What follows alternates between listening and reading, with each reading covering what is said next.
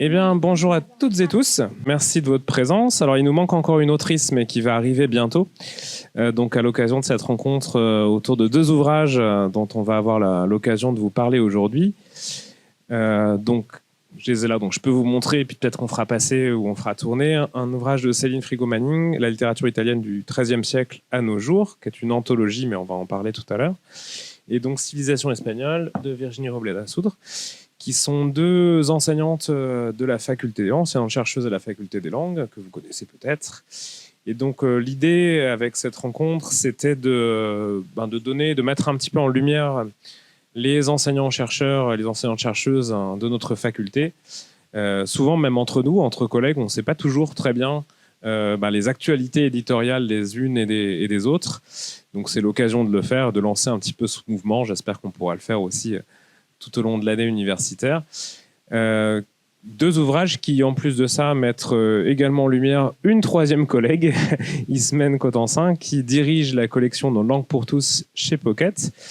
Je ne sais pas si tout le monde est familier du travail d'un directeur ou d'une directrice de collection, donc Ismène nous en dira peut-être un mot tout à l'heure sur ce en quoi ça consiste. Donc avant de leur poser des questions, de leur faire parler de leurs travaux, peut-être Ismène, si tu peux nous dire deux mots sur la collection et puis comment tu fonctionnes et sa politique éditoriale, qui est-ce que ça vise aussi? Oui, ça fonctionne. Bon. Oui, c'est bon, vous entendez? Ok.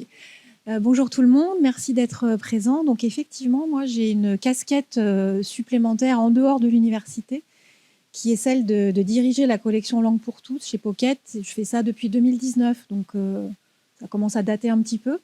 Et c'est vrai que c'est une activité, moi, qui me plaît énormément, puisqu'elle est à l'interface entre la vie, le lien pédagogique qu'on peut avoir avec les étudiants au quotidien et puis ce qu'on peut leur proposer pour qu'ils puissent enrichir à côté, disons, leurs connaissances et leur pratique de la langue.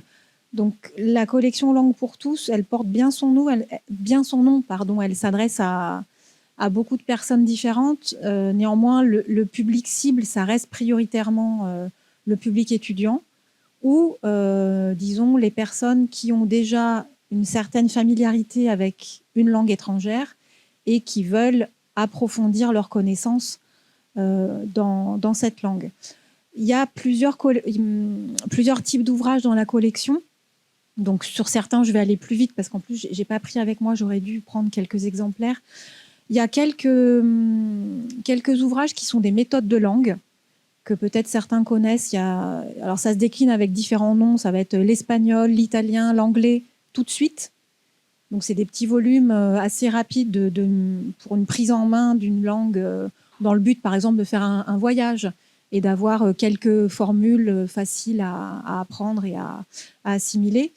Il y a une autre formule un peu plus dense qui est 20 leçons pour apprendre toutes ces langues-là. Donc ça, c'est le volet méthode de langue, qui est un volet qui existe depuis longtemps, que moi, j'ai simplement mis à jour quand j'ai repris la collection.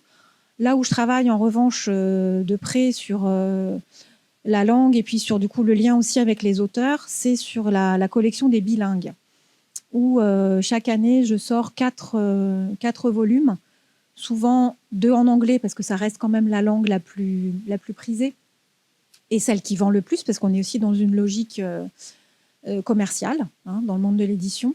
C'est pas juste pour le plaisir de faire des livres, il faut que ça vende. Donc, deux sorties d'anglais, et en général, j'essaye de faire un bilingue en espagnol ou en italien tous les ans. Donc, ça tourne, soit l'espagnol, soit l'italien. Et depuis que j'ai pris la collection en main, j'essaye aussi de mettre à l'honneur des langues, j'aime pas ça, mais plus petites. J'aime pas le nom ou les expressions langue rare ou petite langue. J'essaye un petit peu de les mettre à l'honneur aussi. Donc, par le passé, j'ai sorti un volume en portugais, un volume en japonais. Donc, ça, c'est aussi quelque chose qui me tient à cœur. Et donc, les bilingues, l'enjeu, c'est de proposer le texte en VO sur la page de gauche et sur la page de droite, la traduction, mais la traduction la plus près possible du texte pour que, justement, le lecteur puisse...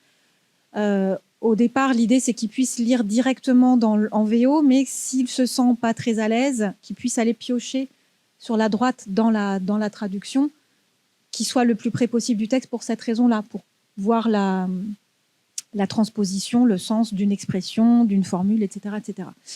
Donc ça, c'est l'enjeu majeur de la version bilingue. Et nos volumes chez Pocket ont la particularité qu'ils sont en plus agrémentés de notes, des notes assez fournies et qui sont de type assez classique, c'est-à-dire des notes en lien avec la grammaire, le lexique, ou des notes que j'appelle culturelles, c'est-à-dire qu'il peut y avoir des références à que ce soit des auteurs, des personnes importantes, des lieux qui sont évoqués et qui, pour un public francophone, ne sont pas évidents. Donc des petites notes culturelles pour dire, voilà, tel personnage a eu telle importance dans l'histoire de l'Espagne, le Portugal, etc., etc. Et des notes grammaticales pour qu'au niveau de la langue, on puisse aussi accompagner le lecteur dans son approfondissement. Ce n'est pas un apprentissage pur et dur de zéro, hein, c'est vraiment un approfondissement de la langue. Donc ça, je pense aussi que pour notre public étudiant, ça peut être des petits ouvrages dont ils peuvent s'emparer pour travailler la langue, parce que ça fait vraiment écho aussi au travail en version, qui se fait beaucoup en LLCER pour de la littérature, donc plutôt pour des étudiants à LLCER. Licence et master, je pense que ça peut vraiment être pertinent. Et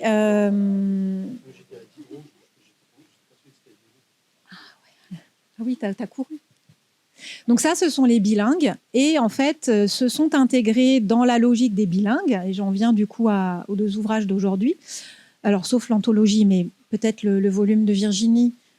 Donc, se sont intégrés aussi l'ouvrage donc de Virginie Roblet-Dassudre, qui est un ouvrage de civilisation espagnole en version bilingue, avec la même logique. Alors, en enlevant les notes, parce qu'on n'a pas besoin de notes explicatives, mais sur le volume qui circule, vous avez sur la page de gauche le texte en espagnol et son pendant sur la page de droite en français. Donc c'est cette logique bilingue qui reste le cœur de la collection et qui là se décline sur la Civie espagnole, qui est un inédit, qui est donc cette nouveauté 2025, mais qui s'inscrit en fait dans la continuité de deux autres ouvrages de civilisation. Le plus ancien chez Pocket, chez Langue pour tous, et qui marche très très bien, c'est la civilisation britannique, qui est fait par une collègue de... Alors avant on disait Paris 3, donc moi je suis restée sur Paris 3, donc Sorbonne Nouvelle. Je perds son prénom, mais c'est Madame Picard. Je perds son prénom. Non. Sarah Picard, qui avait lancé il y a longtemps cette civilisation britannique. Et moi, quand j'ai repris donc en 2019, j'ai fait faire par un collègue spécialiste des États-Unis la civilisation américaine. Pardon, j'ai eu un instant de bug. Donc il y a la civilisation. Oui, tout à fait. Oui. Bon, bah là, le titre qu'on a mis, c'est civilisation américaine. Il faudra peut-être qu'on y repense pour une ressortie. Mais donc tout ça pour dire que la civilisation espagnole s'inscrit dans la lignée de ces deux précédents-là. Et pour tout vous dire, moi, j'aimerais bien continuer et j'aimerais peut-être, d'ici 2-3 ans, proposer une civie latino-américaine. Ça serait bien, je pense. Voilà. Je vous donne déjà un petit peu du teasing. Voilà. Mais pour le moment, c'est qu'au stade du projet, j'ai encore rien, c'est pas fait.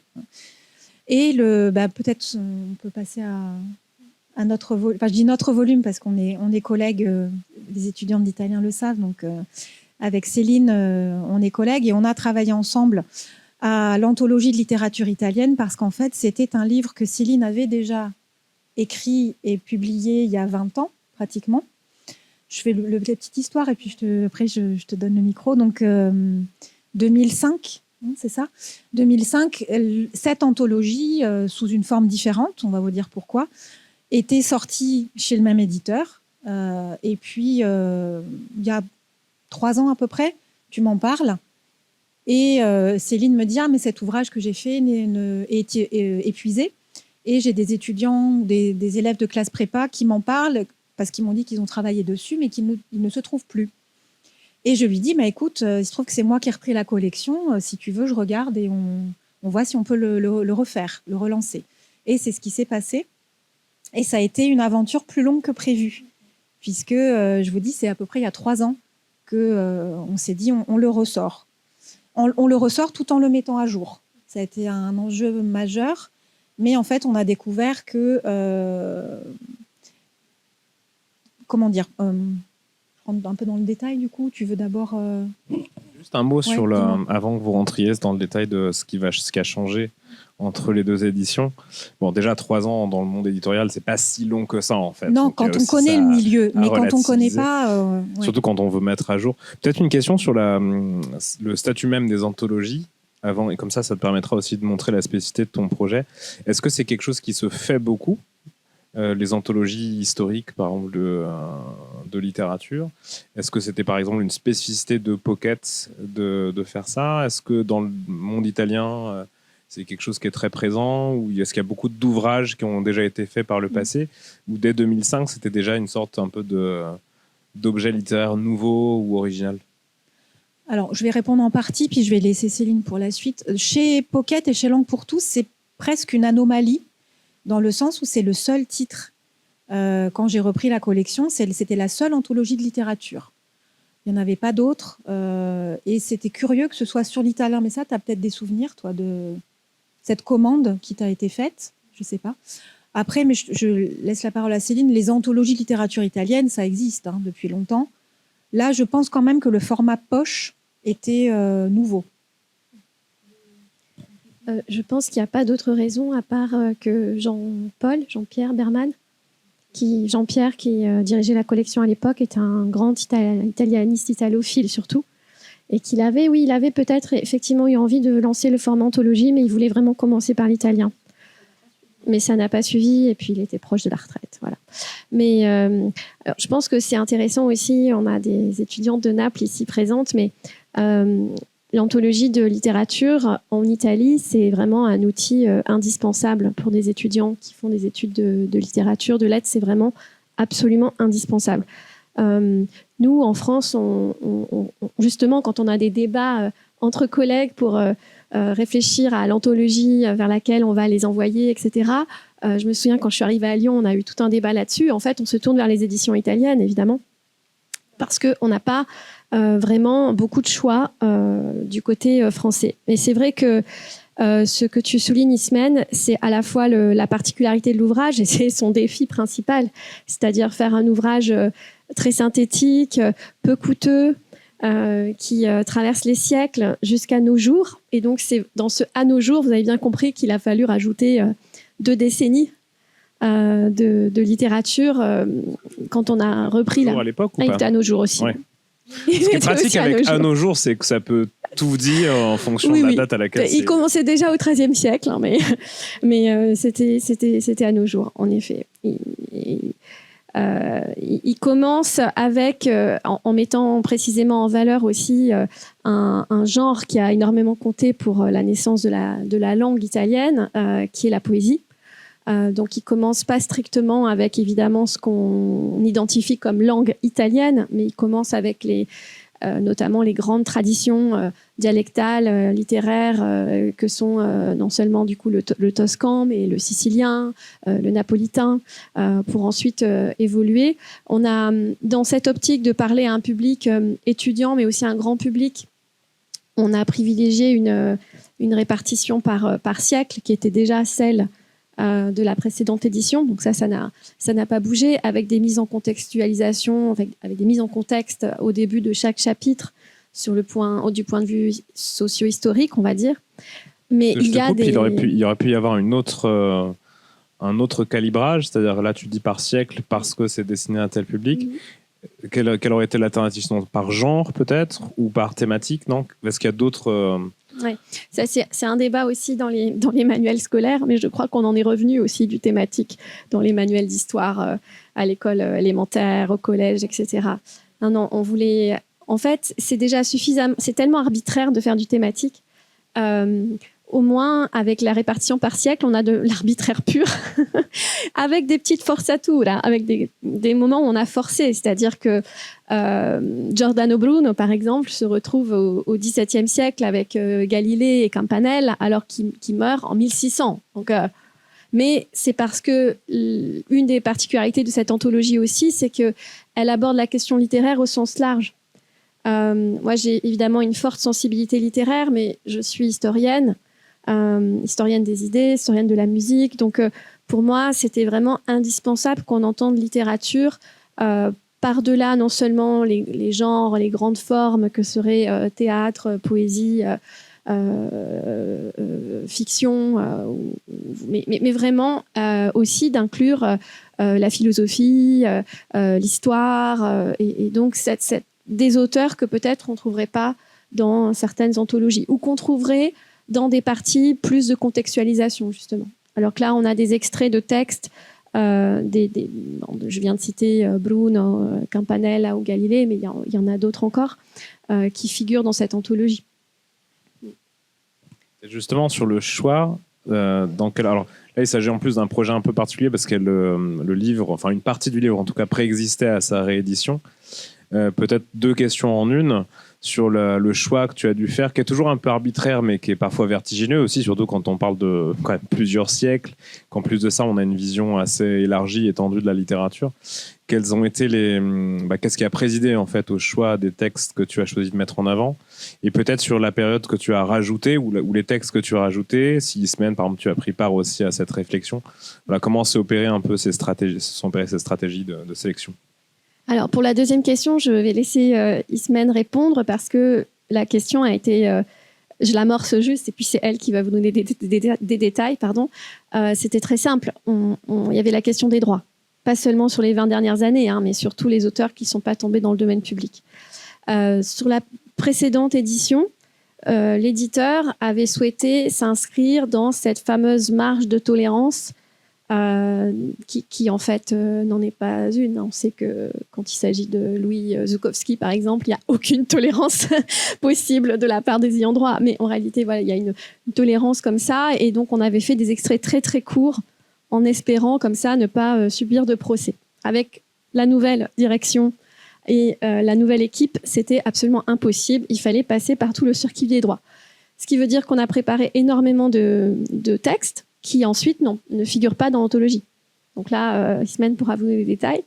Et puis pour tout le reste, là où on est entièrement libre, où il n'y a pas de question de droit, puisque les auteurs sont tombés dans le domaine public, je pense qu'il y a deux logiques pour moi qui ont présidé. Alors la première, c'est déjà de se dire que c'est forcément un récit.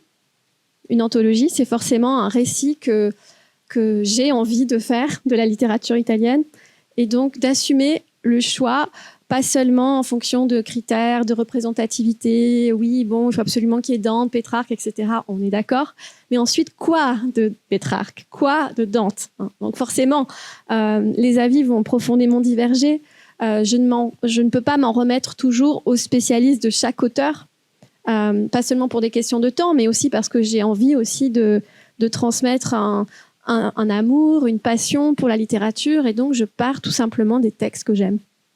Quitte à, parfois, peut-être un peu biaiser certaines visions, mais j'en suis consciente. Je veux dire, effectivement, vous allez trouver un Pétrarque qui sera plus près de l'épanchement de la subjectivité que de l'engagement politique. C'est sûr. Mais bon, je suis aussi l'héritière de mon époque. Mon récit personnel, il s'inscrit évidemment dans quelque chose de plus grand que moi, donc c'est pas du pur narcissisme. Et puis la deuxième logique, c'est une logique de mise en scène. C'est-à-dire que mes choix sont à la fois dictés ou influencés par ce que j'ai envie de faire connaître, mais dans ce que j'ai envie de faire connaître, il y a encore des choix à faire. Et de même que, je ne sais pas, un librettiste du 19e penserait à son public, on dit qu'il faut alterner, et un compositeur pour un opéra, il faut alterner entre les scènes d'extérieur, les scènes d'intérieur, les arias avec un personnage, les chœurs avec plusieurs personnages. Voilà. Je faisais tout simplement des choix de cet ordre-là, c'est-à-dire pour avoir des voix différentes, pour avoir des protagonistes différents, pour avoir des cadres aussi qui soient rustiques, urbains, des villes, puisqu'on parle évidemment d'une réalité littérature italienne. Hein. Qu'est-ce qui définit cet italien, justement, cette unité, si ce n'est factice, en tout cas utopique. Donc, essayer de faire une place aussi à certaines régions plutôt qu'à d'autres, même c'est un choix qui, par exemple, pour la littérature très contemporaine, qui a pu être important. Moi, j'avais très envie qu'il y ait du Nicola La Gioia, par exemple, et je l'assume là aussi. Je sais que certains de mes collègues l'aiment moins parce qu'il a tendance à violenter un peu la syntaxe.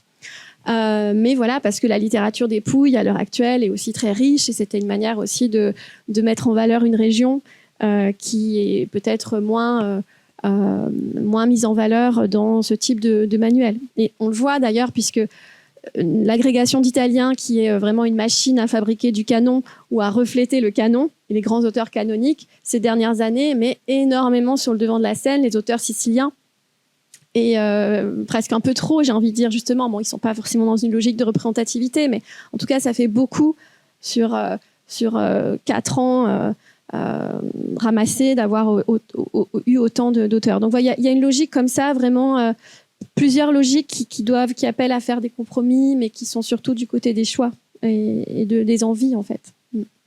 Oui, les contraintes sont plurielles, quoi, en termes de format, de représentativité historique, d'importance canonique, d'appétence personnelle, et puis même, j'imagine, de public aussi.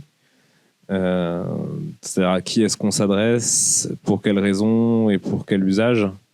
Peut-être, Ismène, est-ce que tu veux compléter justement avec ce qui a été peut-être ajouté par la suite ? Ça représente combien en termes de volume, ce qui a été rajouté par rapport à la précédente édition ? Ou est-ce qu'au contraire, il y a des choses que vous aviez enlevées de la... Ouais, 160 pages, c'est pas rien, quoi. Au total, tu as fait calcul. Ouais, pardon, moi, j'ai pas fait le calcul. Donc, est-ce qu'il y a des choses, au contraire, que vous avez enlevées aussi ? Mais bon, tu peux préciser. Alors non, écoute, ce sera plutôt Céline qui maîtrise quand même davantage le détail. Moi, je peux juste revenir sur ce qui a pris aussi beaucoup de temps. Donc, ce qu'évoquait Céline, c'est le problème des droits. Auquel on ne s'attendait pas du tout, parce que moi, naïvement, je pensais que tout avait été fait, on va dire, dans les règles pour le premier volume.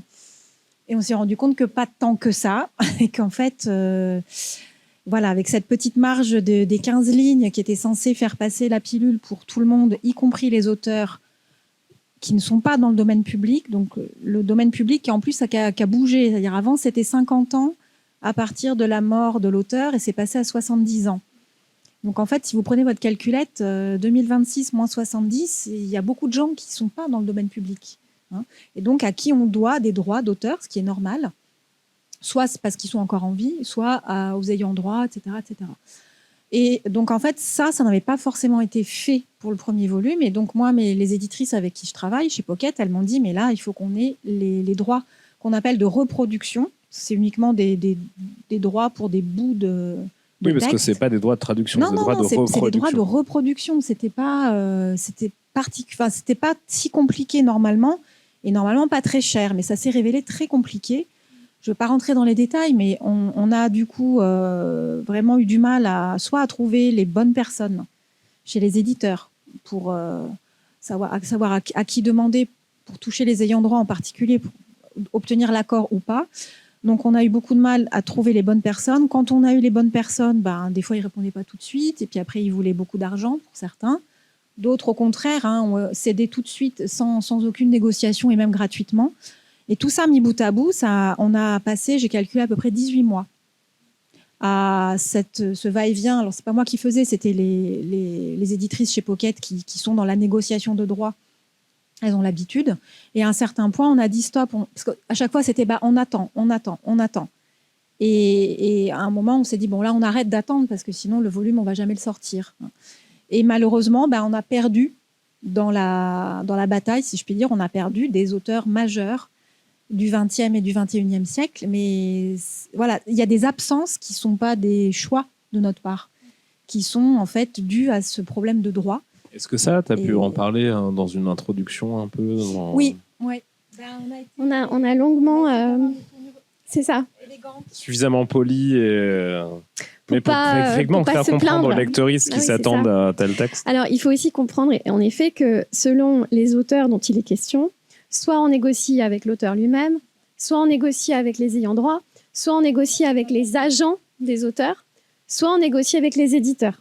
Tout cela en fonction du contrat que l'auteur a signé avec son éditeur. Il a pu garder les droits et donc les avoir transmis à des ayants droit. Et donc, il a pu aussi avoir un contrat avec un agent qui fait que c'est l'agent qui gère et pas lui. Enfin bref, donc il y a beaucoup de questions qui peuvent nous échapper et il est normal que nous, on ne connaisse pas le secret de leur contrat. Mais donc, c'est vrai que perdre un auteur comme Calvin, par exemple, parce qu'on a des droits qui sont refusés, c'est effectivement un problème pour ce type d'ouvrage, qui est en plus un auteur par-delà son importance dans la littérature. C'est aussi un auteur qui est extrêmement apprécié du grand public français. Il y a des traductions qui sortent, il y a tout un grand chantier autour de lui. Et puis, pour son influence aussi sur la littérature française. Enfin, bref, donc pour plein de raisons, donc il faut qu'on trouve une manière. Et donc là, on a trouvé cette formule que j'ai proposée à Ismène, qui ensuite a tourné auprès de l'équipe pour vérifier qu'elle soit correcte. À partir du XXe siècle, les extraits d'auteurs ne relevant pas du domaine public ont été retenus sur la base des droits que nous avons obtenus, afin de proposer une sélection riche et respectueuse du droit d'auteur.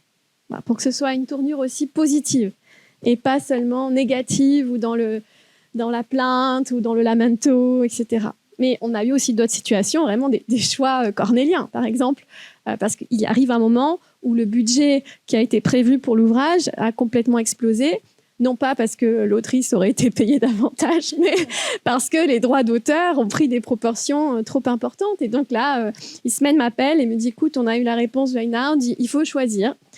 C'est 500 € pour Ungaretti ou pour Montale. Lequel tu choisis? Voilà. Donc oui, entre Ungaretti et Montale. C'est très élevé. Hein. Sinon, il fallait donner 500 € pour chaque. Donc là, ce genre de choix. Donc bon, j'ai choisi Ungaretti, même si j'adore Montale, pour des questions aussi, parce qu'une fois qu'on a les droits, on peut citer plusieurs textes. Et il me semblait que la carrière poétique d'Ungaretti était plus variée, on va dire, plus variegata pour un public que celle de Montale. Il ne faut pas que l'auteur ait plusieurs agents, ce qui peut arriver aussi. Absolument. En fonction des textes. Mm. Après, mais du coup, Céline a été très maligne, si je peux me permettre cette formulation.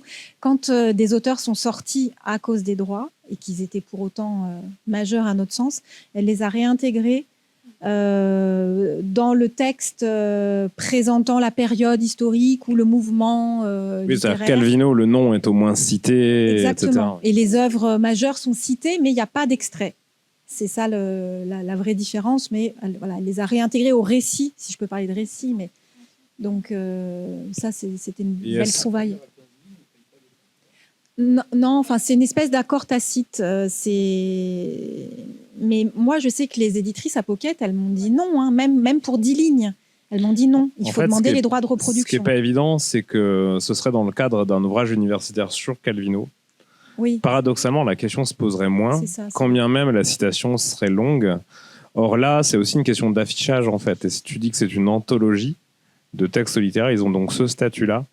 Et je pense que ça crée aussi des problèmes juridiques, en fait. Oui, et en même temps, on a eu, par exemple, une réponse d'Emma Dante, qui est quand même une dramaturge extrêmement importante de la scène contemporaine, qui a répondu immédiatement, je pense, dans les 5 minutes, en disant qu'elle était très sensible à ce type d'ouvrage et à son ambition de transmettre auprès du grand public. Elle n'était pas obligée de se fendre de cette petite phrase, elle pouvait juste dire oui.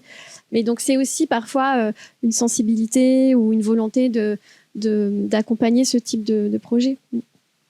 Et donc Virginie nous a rejoint. Merci à toi. Peut-être avant de revenir sur ton livre, Céline, peut-être justement Virginie, on discutait ensemble de la manière dont le projet était né ou avait connu une seconde naissance dans le cadre de l'ouvrage de Céline.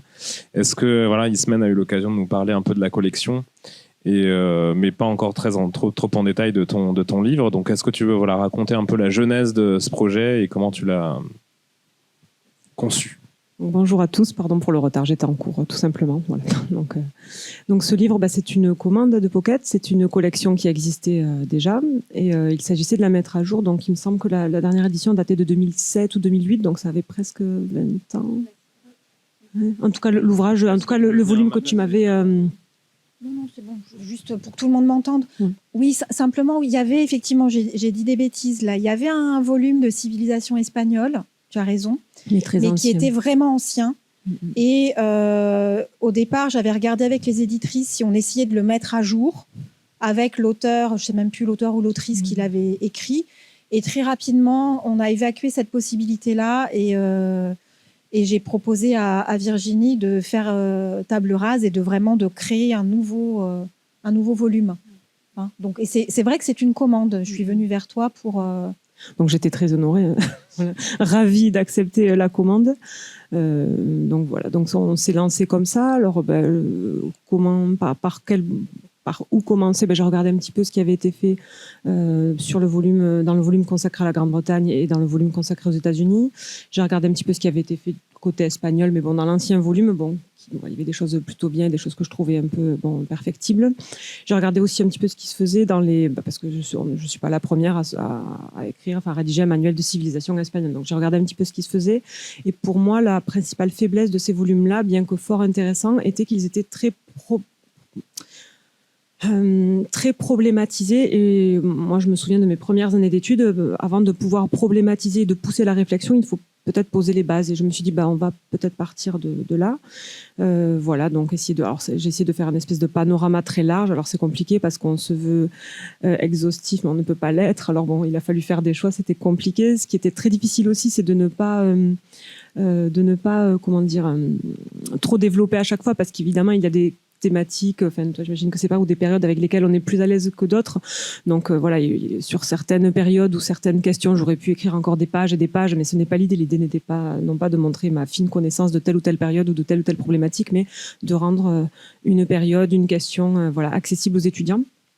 Donc, est-ce que justement, tu as eu des directives de la part de la directrice de collection ou de l'éditeur en général en te disant, voilà, ça pour cette période, il vaudrait mieux traiter plus longtemps, ou alors ça n'en parle pas, ou alors il faudrait que tu fasses un focus, ou c'était total carte blanche? Oui, voilà, j'avais carte blanche. Et du coup, c'est même, donc j'ai tellement eu carte blanche que j'ai proposé, donc je lui ai proposé quelque chose il y a une semaine.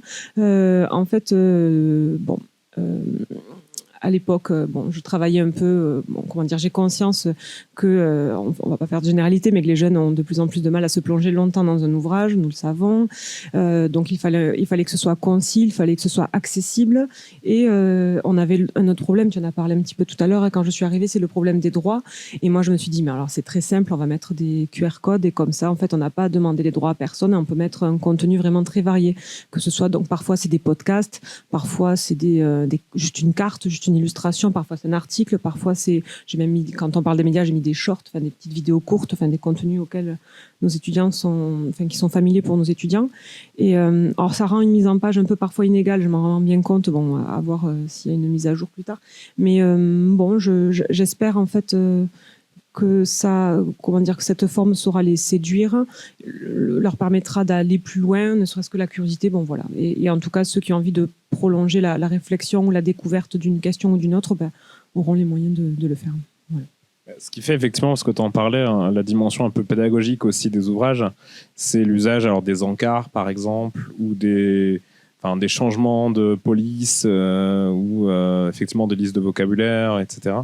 Est-ce que ça, c'est quelque chose avec lesquels vous avez eu maille à tirer, dans le sens où c'est finalement assez éloigné de ce qu'on fait parfois en tant qu'enseignant-chercheur, avec un article scientifique qui est quand même très codé, ou est-ce qu'au contraire, vous vous êtes senti plus dans la peau de l'enseignante et face au public que vous avez d'ordinaire à l'université?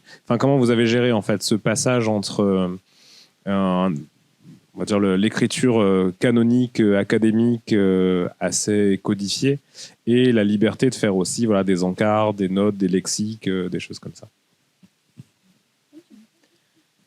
Alors, étant donné que, en ce qui concerne mon ouvrage, j'imagine qu'il s'adresse à un public de licence, de prépa, voire de bac spécialité. Alors, je ne sais pas si ça s'appelle toujours LLCR, parce qu'évidemment, étant donné que ça change régulièrement. Oui, donc moi, c'est plutôt le côté pédagogique qui a rapidement pris le dessus. Je me suis posé la question du glossaire aussi, mais je me suis dit qu'en fait, ça existait déjà. Donc, des glossaires, on en trouve, en tout cas, on a beaucoup de manuels comme ça, de vocabulaire bilingue. Je me suis dit, inutile de prendre de la place avec ça. Mais effectivement, c'est le côté pédagogique qui a pris le dessus, même si, en tant qu'enseignant-chercheur, on peut être tenté de montrer, notre connaissance fine de telle ou telle question. Par contre, moi j'ai placé quelques encarts sur des questions. Par exemple, je n'arrivais pas à les intégrer dans le chapitre. Ça me semblait pas naturel, mais il était inenvisageable pour moi que les étudiants n'aient pas ne serait-ce qu'une petite connaissance de telle ou telle question. Je pense à l'indépendance. Il me semble que j'avais fait un encart sur l'indépendance de la Catalogne, mais je suis plus sûre quand j'ai parlé des communautés autonomes. Là, j'ai fait un encart sur l'indépendance de la Catalogne, sur la question de la mémoire historique aussi. J'ai dû faire un encart sur l'Espagne, pays à l'avant-garde du féminisme. Je fais un cours entier sur ça, le CM de 3 heures. Là, je pouvais pas faire un cours sur ça. Donc, dans le volet juridique, bon, j'en ai quand même un petit peu parlé. J'ai fait des petites parenthèses un petit peu, comme ça.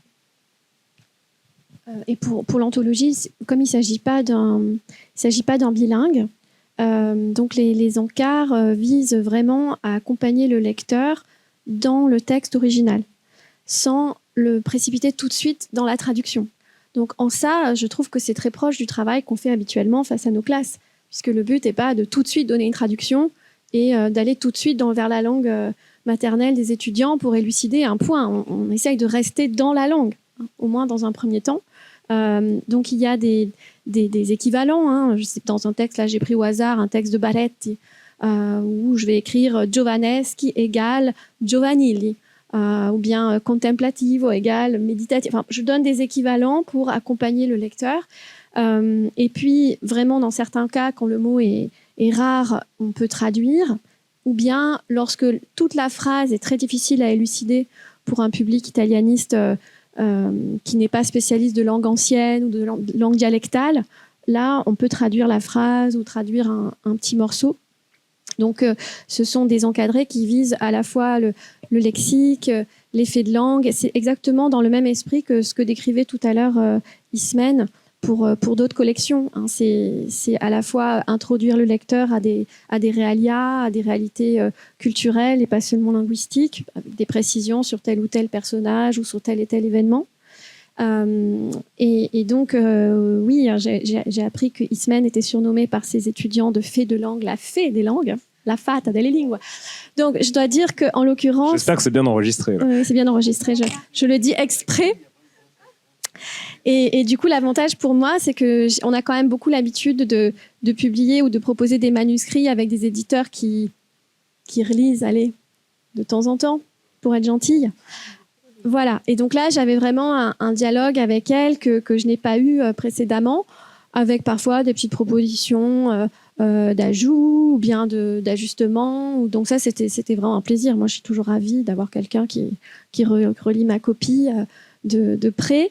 Donc non, pour moi, je ne me sens pas, de toute façon, dans l'écriture académique, je ne me sens pas coincée dans des codes ou dans un langage qui ne serait pas le mien. J'ai l'impression d'évoluer assez librement, finalement. Donc j'ai retrouvé la même liberté ici avec mon éditrice, tout en ayant, bien sûr, comme Virginie, à l'esprit que le contexte est différent, donc les enjeux sont autres. Mais pour moi, c'est pas parler de langages différents. Au fond, on vise la même chose, la transmission, mais dans des contextes qui sont, eux, différents. C'est aussi tout l'avantage, en fait, d'être enseignant et chercheur.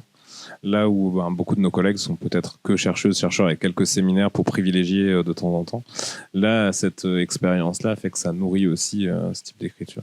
Peut-être Virginie, est-ce que justement, toi, une des singularités, mais qui existe dans d'autres collections ou dans d'autres volumes qui paraissent aussi dans cette collection, c'est la dimension bilingue. Est-ce que tu veux un peu parler de cette écriture-là, de ce que ça a suggéré, quel changement ça a peut-être induit ?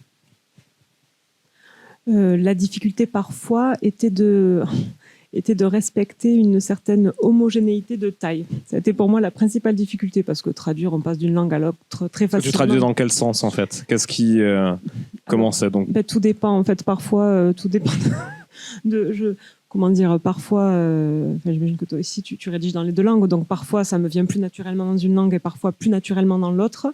Et le problème, c'est vraiment, je me dis, mais en espagnol, je le dirais comme ça, et en français, je le dirais comme ça, et non, ça passe pas, parce que parfois, je me retrouve avec surtout au début, quand j'avais tout le temps devant moi de rédiger cet ouvrage, je me retrouve avec de gros écarts de taille, et c'est pas possible. C'était très joli. De façon très pragmatique, tu avais quoi ? Un document dans lequel tu avais 2 colonnes, ou alors tu travaillais sur 2 documents différents ? Non, je travaillais sur 2 documents différents, sur 2 fichiers différents.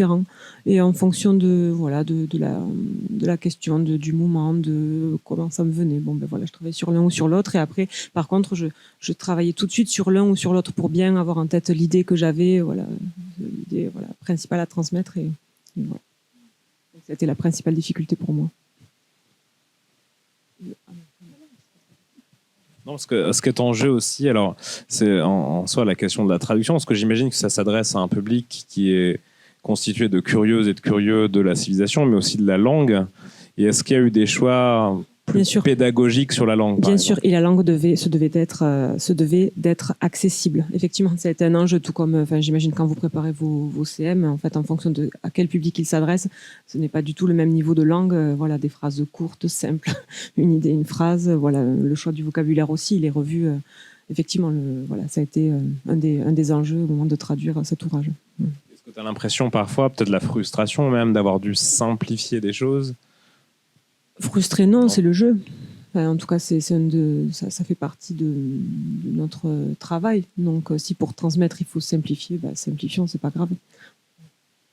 Est-ce que, justement, vous avez eu on parlait des étudiants ou du lectorat de manière générale, vous avez eu des retours? Alors, là, pour le coup, c'est assez nouveau pour Virginie.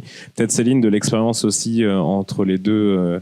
Parce que c'est tout à l'heure Ismène qui parlait que des étudiantes et des étudiants avaient consulté ou même travaillé à partir de cette anthologie pour la préparation de concours ou dans leurs études.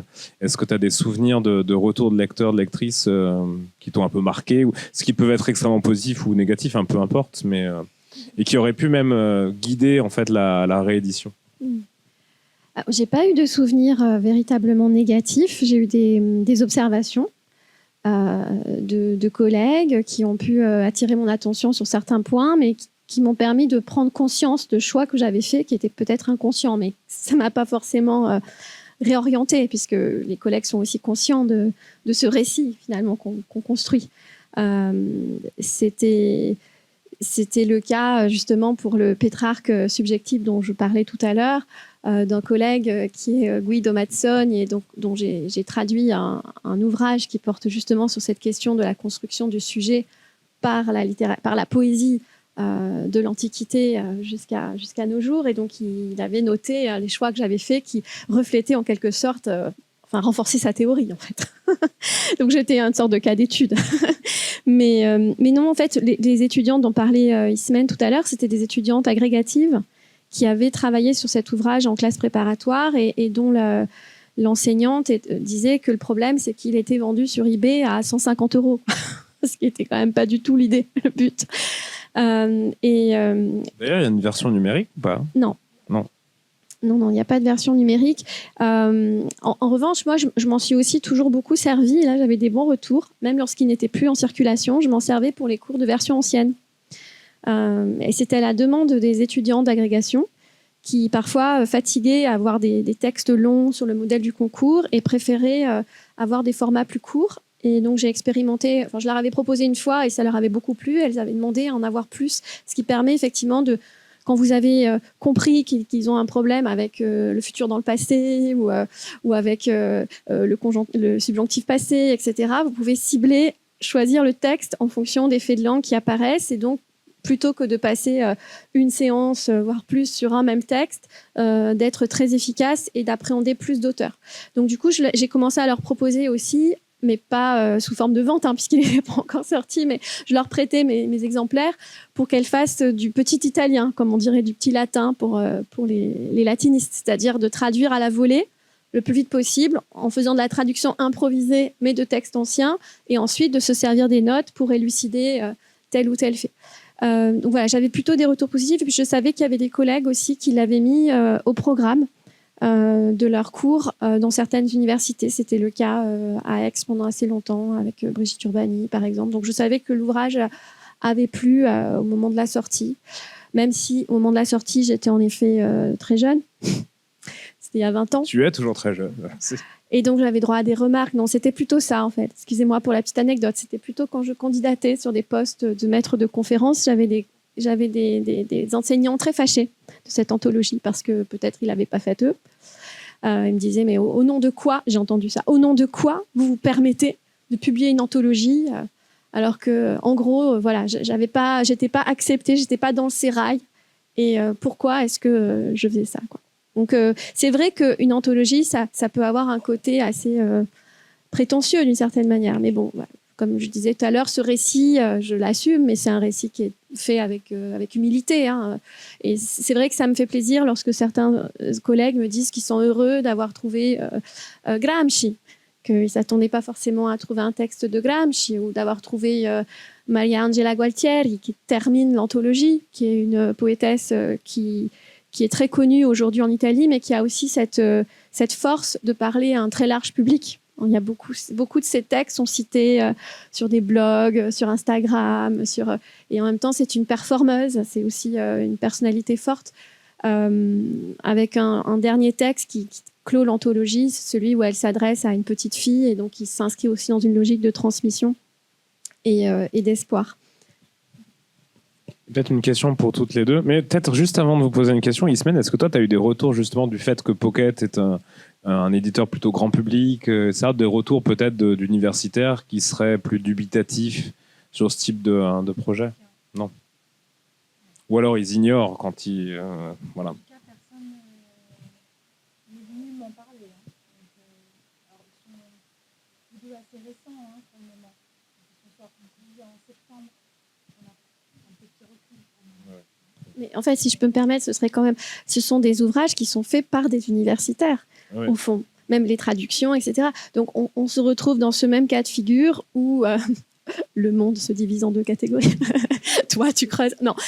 Où on a des universitaires pour qui ça fait partie du métier que de faire de la médiation et qui y croient et qui s'engagent dans ça.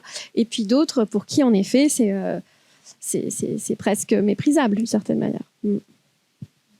Peut-être une question, et puis je passerai la parole aussi à celles et ceux qui nous écoutent, sur la manière dont peut-être des débats historiographiques ou même des débats au sein du champ littéraire ont pu aussi impacter votre manière d'écrire ou les choix de thèmes que vous souhaitiez traiter. Je parle notamment pour Virginie.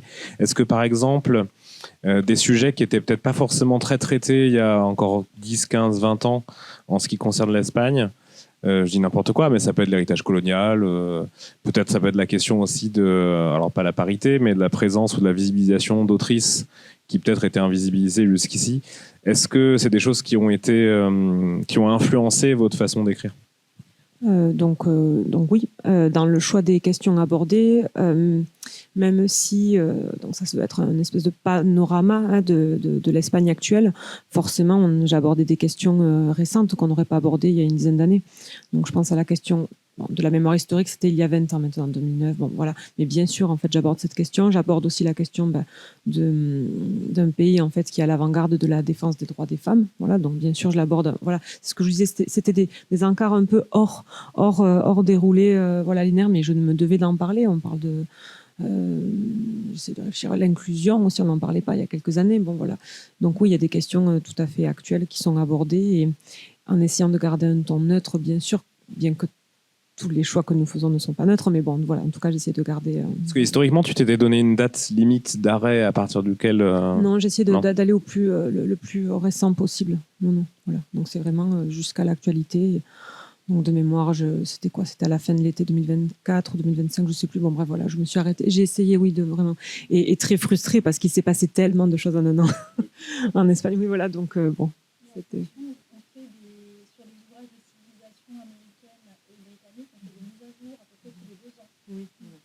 Donc c'est pour ça j'ai mes notes quelque part en me disant mais oh là c'est pas possible. Je ne peux pas prévoir ce qui allait se passer au moment de la rédaction. C'est vrai qu'il y a 20 ans, et là je parle aussi du point de vue personnel, pas seulement de ce qui se passe dans la société ou de MeToo, etc. Pour moi, le vrai, entre guillemets, enjeu, il était du côté des auteurs dits mineurs. J'en avais assez qui est les grands classiques avec un grand C et puis la selva dei minori, non ? Et j'avais vraiment envie de montrer aussi tous les liens, les arborescences, les médiations et le fait que ces grands classiques aussi émergent par le biais de ces forêts autour et que c'est aussi la valeur de la réception, et comme je m'intéresse particulièrement aux études de réception dans la recherche, c'est la réception immédiate, c'est la réception après coup, c'est le a posteriori qui construit aussi ces figures de classiques. Donc il y avait aussi une réflexion là-dessus, vis-à-vis des auteurs canoniques, la manière dont ils avaient pu voir leur figure construite par l'histoire, par la réception, et de faire émerger ces figures d'auteurs mineurs. Donc j'étais moins portée vers la question... des femmes, de l'invisibilisation des femmes, etc. Alors qu'en réalité, quand on a repris l'ouvrage, c'était beaucoup plus important pour nous. sans pour autant tout refaire ou avoir envie ou la prétention de réécrire une histoire, cette fois-ci du point de vue des femmes. Et puis, d'autant que pour moi, ce qui compte, c'est pas tant que ce soit une autrice, une femme, identifiée comme femme, avec le sexe féminin, c'est de quoi parle-t-elle d'abord aussi. Et puis, de quoi parlent les hommes aussi qu'on choisit. Parce que la question de la parité, la question du genre, en fait, c'est une question qui va au-delà de l'identité de genre de tel ou tel auteur. Donc, quels sont les choix qu'on opère, quelles sont aussi les visions, les représentations des femmes ou des relations hommes-femmes qui apparaissent dans les textes qu'on choisit. Ça m'apparaît comme un enjeu peut-être dont on parle moins aujourd'hui, mais qui est décisif.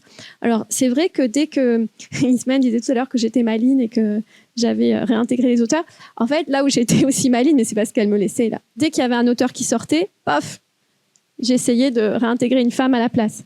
Donc, il y avait une stratégie peut-être par là. Et puis, on parlait d'Emma Dante tout à l'heure.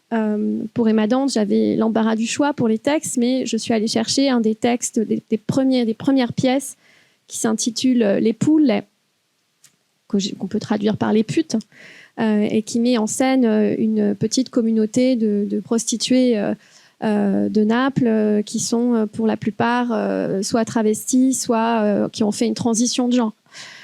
Avec des histoires derrière, des vécus. Enfin, en fait, aussi toute cette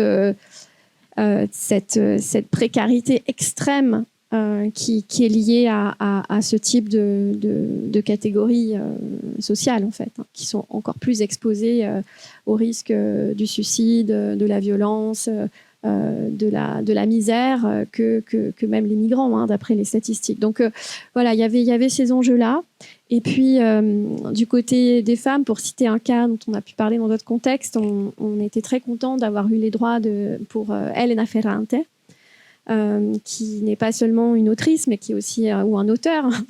On ne sait pas, en fait. C'est pour ça. Donc, du coup, voilà, on a un nom de femme, mais on ne sait pas qui se cache derrière. Donc, est-ce que ça veut dire aussi que cette autorialité dite féminine, en tout cas, c'est un masque d'autrice qui est aussi un phénomène littéraire qui va par-delà les frontières.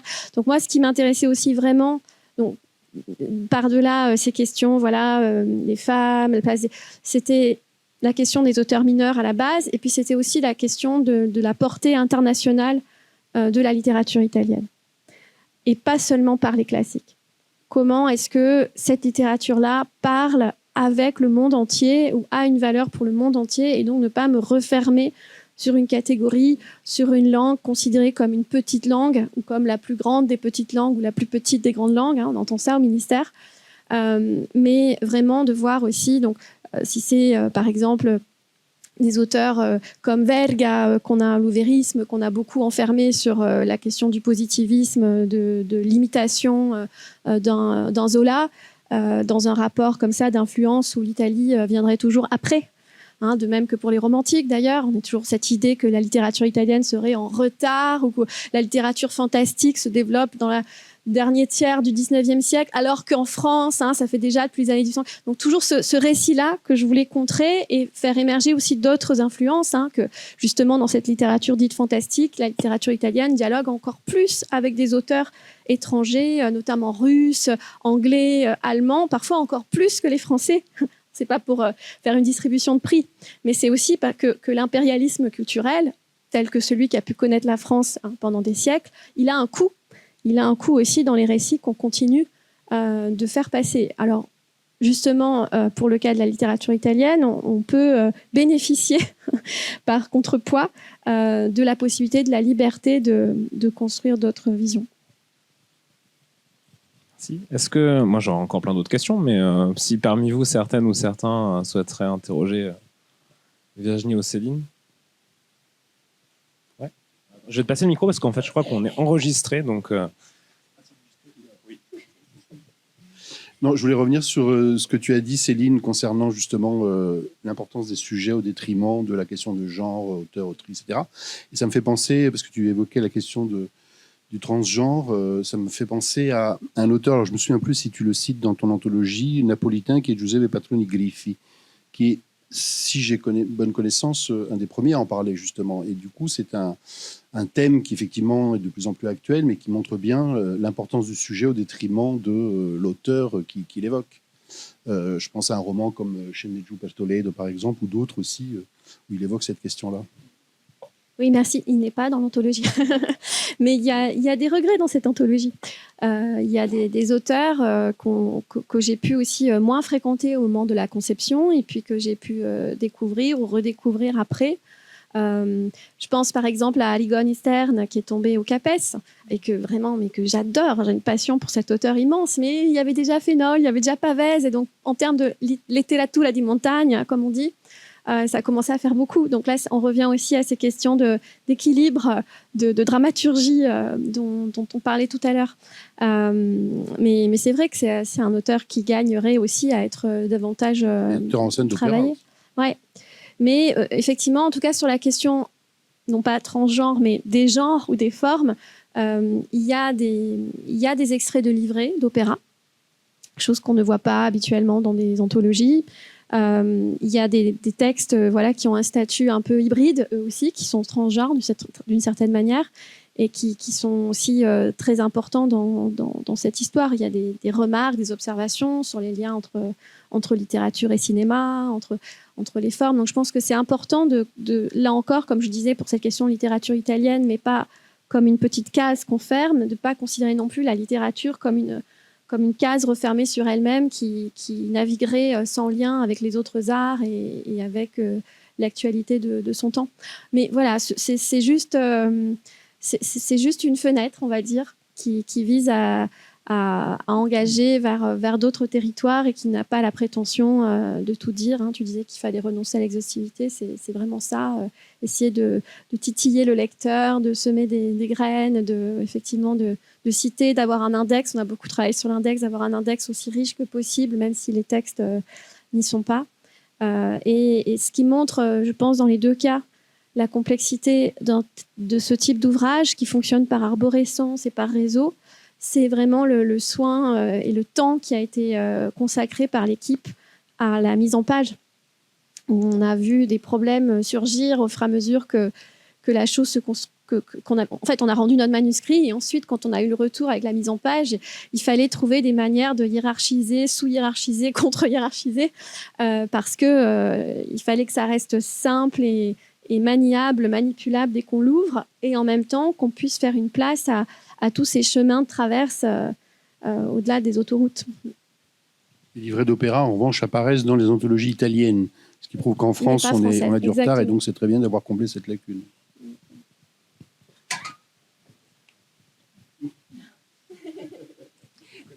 Non, mais j'ai pas de questions précises, mais d'accord, ok. Alors, je dois réfléchir avant de parler.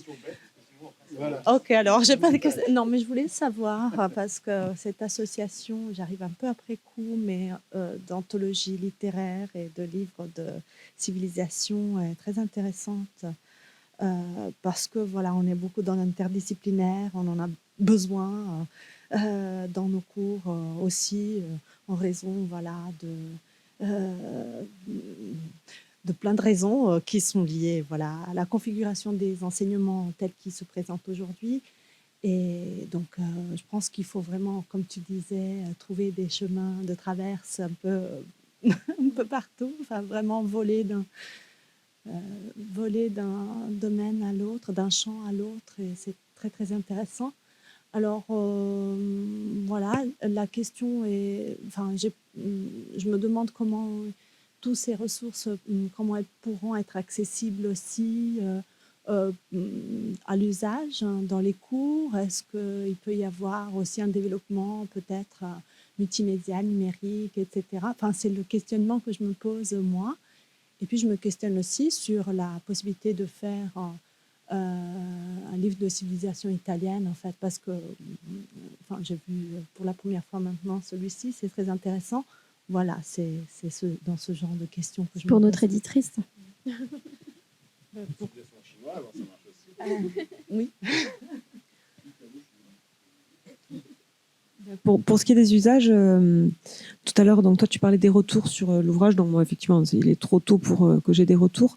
Et en tout cas, ce que je sais, c'est qu'il y avait une certaine attente, pour discuter avec les collègues au jury des concours, on m'avait dit c'est super, tu travailles sur ça, vivement que ça sorte. Donc bon voilà, je guette aussi, je guette le nombre de ventes sur Amazon, je fais des captures d'écran, voir si ça pas tant pour les ventes, mais voir si ça fonctionne ou pas, parce que ça fonctionne souvent sur recommandation, j'en ai bien conscience.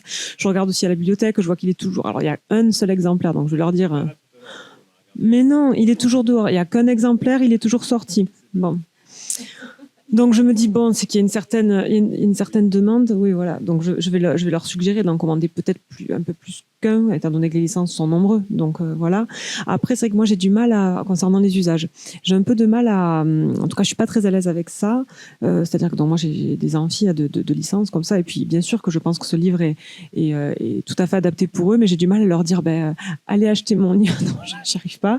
Donc, je le place discrètement dans la bibliographie. Bon, voilà. Mais j'ai un peu de mal, alors qu'en fait, moi, je vois très bien comment ils pourraient s'en servir. Voilà, par exemple, pour les étudiants de traduction, par exemple, en licence 3, on fait de la traduction un peu juridique. Aller lire les chapitres sur le système juridique espagnol, qui en plus, lorsqu'il est traduit en français, il n'est pas juste traduit, c'est-à-dire qu'il est mis aussi en comparaison. Lorsque c'est simple, mais du moment que ça change, je leur dis, voilà, par exemple, en France, donc la traduction, elle n'est pas toujours, c'est pas toujours une traduction, linéaire, en tout cas en miroir, parce que parfois, je rajoute des petites choses, voilà, pour qu'ils comprennent. Et pour ce qui est des étudiants de licence, pareil, je me suis posé la question parce que je les ai en cours de civilisation. Ça s'appelle pas civilisation, ça s'appelle enjeux économiques et sociaux. Bon, très bien. Ça peu ou prou la même chose. Donc, je me suis dit, je fais quoi de ça? Donc, effectivement, mes cours sont bel et bien différents de ce qu'il y a dans l'ouvrage, si ce n'est pour la partie géographique. Bon, mais je me suis dit, voilà, en tout cas, mon cours est problématisé, et s'ils le souhaitent, ils peuvent aller se référer au livre pour, je sais pas, peut-être un développement plus linéaire, reprendre certaines bases. Mais c'est vrai que j'ai encore un peu de mal, donc pour ce qui est de l'usage, en tout cas moi, à recommander ouvertement le livre à mes étudiants. Ouais, non, j'ai un peu de mal. Donc je sais qu'il y a des collègues qui le font. Oui, c'est ça. Alors je sais que des collègues le font. Oui, il faut acheter cet ouvrage, il est super. Oui, très bien. Mais en tout cas, moi, merci les collègues. Mais moi, c'est vrai que voilà. Mais en tout cas, moi, je vois très bien les ponts qui peuvent être faits. Ouais, entre le cours et l'ouvrage. Oui, je pense que je vais réfléchir à un pseudonyme. Oui, oui, voilà. Je vais y penser. Peut-être sur la question du développement multimédia, Ismaël, est-ce qu'il y aura des CD-ROM? Non, je plaisante pas des CD-ROM, mais est-ce qu'il y a une prévision de jouer sur plusieurs Alors, formats? Pas à ma connaissance. Alors, cela dit, chez Pocket, il y a, dans le groupe Editis, qui est le groupe au-dessus, il y a une partie numérique qui est Lizzie, L-I-2-Z-I-E, où ils font des lectures de romans. Donc c'est des romans, comment on appelle ça? Audio, merci, oui, j'y arrive plus. Donc il y a tout un volet audio, mais qui est lié à ça, au livre audio. Et je sais que ça fait un moment qu'on discute parce qu'on est quand même sur des ouvrages de langue vivante. Donc moi, ça fait un moment que je dis, il faudrait peut-être qu'il y ait un accompagnement, un support. Oui, mais moi, je pousse là-dessus. Mais voilà, je ne suis que la directrice de collection, donc je pousse, je suggère. Tout a un coût. On me rappelle souvent, régulièrement, on me rappelle ça. Hein. Et donc, par exemple, aujourd'hui, on n'a pas encore assez de recul sur les ventes. Mais ce que je vous disais tout à l'heure sur mon souhait de développer à terme ces ouvrages de civilisation en les déclinant sur différentes aires géographiques, c'est aussi une histoire de sous. On m'a clairement fait comprendre que voilà, en fonction de comment on va se vendre la civile espagnole, on fera ou pas la civile latino-américaine. Donc, il y a ce que moi j'aimerais développer, ce que je pense qu'il serait intéressant de développer, même une civilisation italienne. Moi évidemment que je serais ravie qu'on le fasse, mais il y a toujours cet enjeu de est-ce que, commercialement parlant, j'aime pas le mot, mais c'est rentable. Hein, ça reste en toile de fond. Et donc, pardon, j'ai dévié, mais sur la partie numérique, pour le moment, on ne parle pas de mettre en tout cas vraiment les ouvrages en PDF pour aller vite, hein, à disposition en ligne. Je pourrais poser la question, mais en tout cas, c'est pas chez Langue pour tous, ça va pas là-dessus. Et moi, j'aurais plutôt envie de développer un système de QR code sur le papier permettant voilà, permettant d'accéder à des fichiers audio, ça me semble plus intéressant, au-delà simplement du support numérique tout court. Enfin, voilà, oui. Donc moi, j'aimerais, s'il y a quelque chose à développer, ce serait plutôt ce volet-là. Oui. Et là, on est sur une réflexion, mais qui est un peu longue, qui est qu'on partirait peut-être sur des ouvrages en VO, comme on dit, où moi, je pousse à ce que, justement, on soit sur du livre audio VO. Mais ça, pour le moment, c'est très embryonnaire. Et moi, j'aimerais qu'on aille vers ça.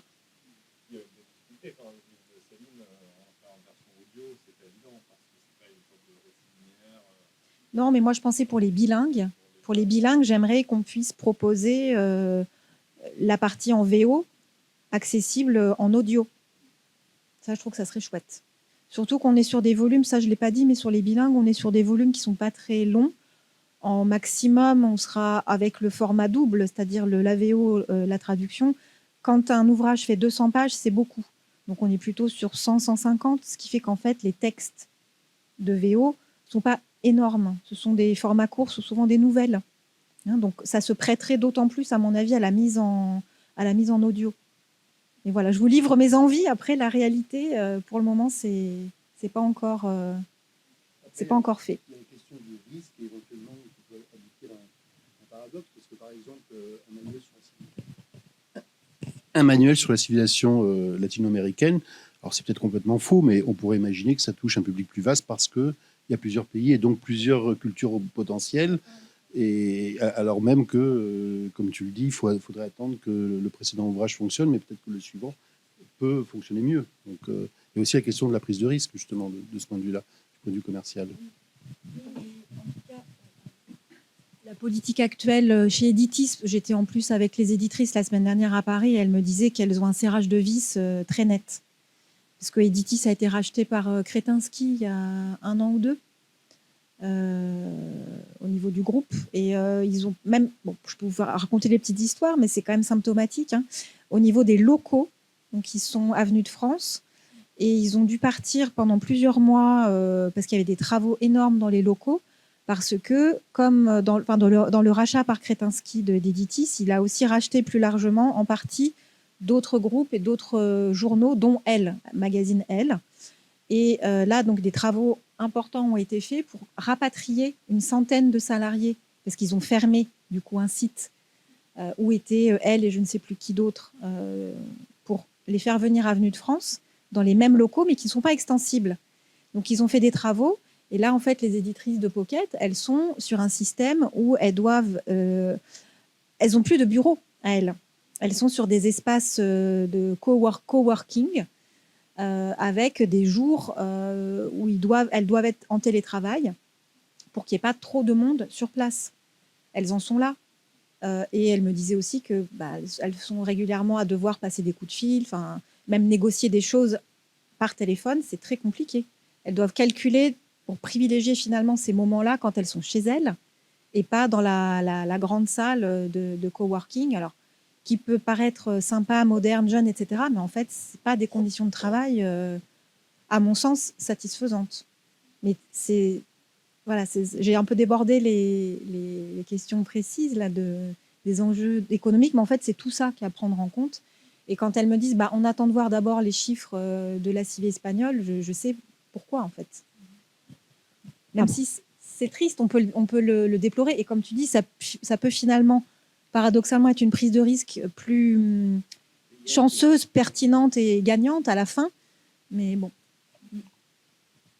Pour ce qui est du développement numérique, alors après, toujours, il faudrait voir en termes de faisabilité, s'il y a des gens qui ont les compétences en fait chez Pocket qui font ça. Mais moi, j'avais pensé à ça, à la fin de chaque chapitre, faire une espèce de test en ligne, tu vois, mais bon, hébergé par Pocket et non pas par... mes bricolages habituels, donc voilà. Mais ça peut parce être qu'il y a aussi ce que permet le site. En fait, le problème, mais ça de manière plus générale, quand tu mets des liens URL, quand tu fais des QR codes, c'est la versatilité en fait des liens. Et donc, à part effectivement, si c'est hébergé sur Pocket, mais t'es jamais à l'abri d'un rachat, d'une redistribution vers un autre site, etc. D'ailleurs, même Pocket n'a pas son site à lui, il est hébergé, non, si j'ai bien compris. Ou Pocket peut-être pas la collection. Voilà, donc effectivement. Donc il suffit que Editis décide que ce sera tout sur le site Editis, effectivement, tu perds les liens. Et ça, c'est en fait assez global, de manière générale, sur l'éphémérité des liens URL, quoi. Est-ce que vous avez peut-être d'autres questions ou d'autres remarques? Oui? Attends, prends le... C'est pas... Je peux... c'est très intéressant le fait que vous avez mis dans les livres pas la littérature que c'est très très connu, pas des textes qui sont très très importants pour tous, mais le fait que vous avez mis dans les livres la littérature que vous aimez de plus, les textes que vous aimez de plus. Et dans cette façon, c'est possible pour nous de connaître aussi des textes qui sont plus inconnus. Et c'est une chose qui fait nous plus riches, je crois. C'est ça, c'est bon. C'est intéressant, comme s'il y avait un lectorat italien aussi potentiel de ce texte qui s'adresse plutôt à un lectorat français. Oui. Enfin, si vous avez des exemples, Célène, ça m'intéressera. Des textes qui vous semblent plus étonnants, que vous avez le sentiment d'avoir découvert là. Enfin, je pense que c'est toujours intéressant parce que ça dit quelque chose de nous aussi. Pour vous dire, je pense que parmi les auteurs que j'ai ajoutés, dont j'ai profité de la mise à jour, il n'y avait pas que les 20-25 dernières années. Par exemple, j'ai rajouté Scarpetta. Et je pense que ce n'est pas anodin d'enseigner dans un double diplôme avec Naples. Ça a dû me renforcer dans l'idée, non mais en fait Scarpetta doit y être. C'est la spéciale dédicace au double diplôme. Non mais oui, parce que c'est le père physique et symbolique de De Filippo et pas seulement de quelque chose de fondamental pour l'histoire du théâtre napolitain, mais par-delà pour quelque chose. Enfin, De Filippo n'aurait pas existé sans Scarpetta, et vous voyez des portraits de Filippo comme vous voyez des portraits de Toto dans les pizzerias de New York enfin voilà, c'est aussi quelque chose qui dit beaucoup de la littérature italienne à travers le monde. Donc c'était un ajout pour moi qui était fondamental. Et d'ailleurs, puisque je parle de Scarpetta, toujours en termes de dramaturgie, c'était important aussi pour moi qu'il y ait un équilibre entre des textes entre registres, que ce soit pas toujours tragique, que ce soit pas toujours comique, que ce soit pas toujours dans l'épanchement subjectif ou dans le pathétique, enfin qu'il y ait vraiment une variété aussi d'émotions qui se retrouvent aussi à travers ces pages. Là, je me suis un peu privée de lecture parce qu'on est dans un contexte au moins bilingue, voire trilingue. Mais ça, c'est un grand plaisir quand on fait une présentation de pouvoir lire des extraits en langue italienne et de voir que tout ça est dans si peu d'espace finalement. C'est vrai que il nous reste très peu de temps, mais on aurait pu effectivement terminer par une petite lecture. On va voir si... Non, juste une réflexion là, très, très égocentrique.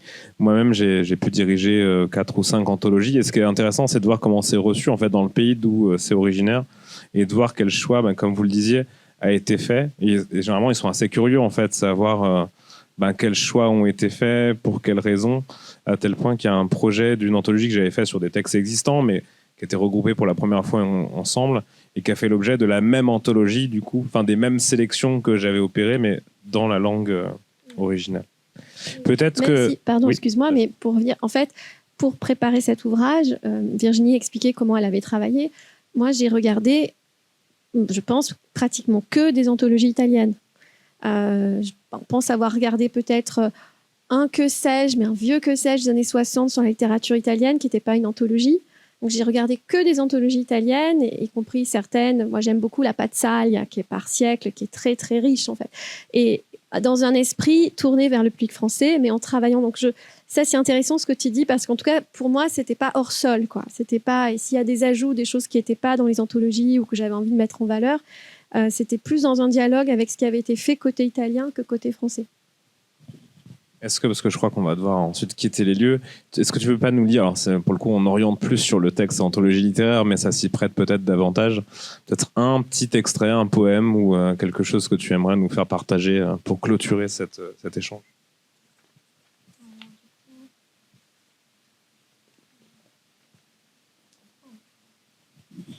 Alors du coup, le dernier, celui de Mariangela Gualtieri. Bambina mia, per te avrei dato tutti i giardini del mio regno, se fossi stata regina, fino all'ultima rosa, fino all'ultima piuma. Tutto il regno per te. E invece ti lascio baracche spine, polveri pesanti su tutto lo scenario, battiti molto forti, palpebre cucite tutto intorno.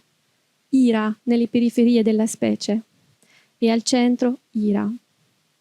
Ma tu non credere a chi dipinge l'umano come una bestia zoppa e questo mondo come una palla alla fine. Non credere a chi tinge tutto di buio pesto e di sangue. Lo fa perché è facile farlo.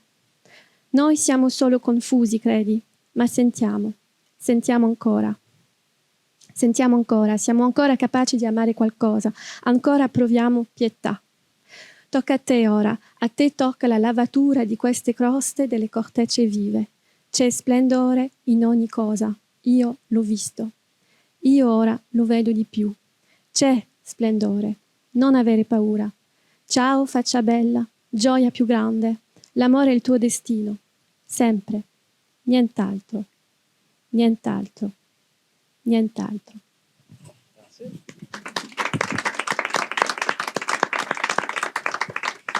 Bien, merci beaucoup à toutes les trois d'avoir pris part à ces échanges et j'espère que ça donnera suite aussi à d'autres rencontres dans les semaines et les mois qui viennent. Donc voilà, n'hésitez pas à en parler aussi autour de vous, à vos collègues, vos professeurs, pour que ça soit réédité. Merci. Merci à toi, Gwenaëlle.